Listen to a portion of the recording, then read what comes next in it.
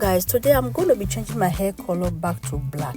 Yeah, in my previous video, I think I posted it on YouTube. I think I bleached the ends of my hair brown. Luckily for me, I can easily just add the dark color to my hair, as you can see.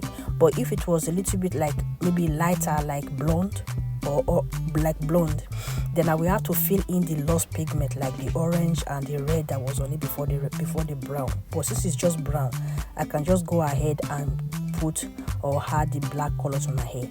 So I'm only using volume 10, 10, because it's just one level. After brown you get to black, so I'm only using volume 10, as you can see.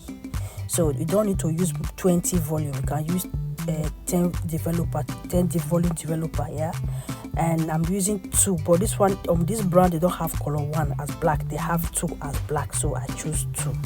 So as you can see, I only use 1 tube of color, and the mixture you have to go, this one is, they say 1.1, meaning you are using the same gram of the same tube, 1.1.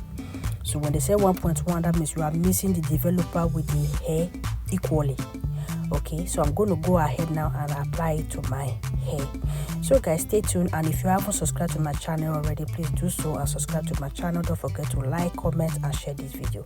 Thanks for watching, and bye guys.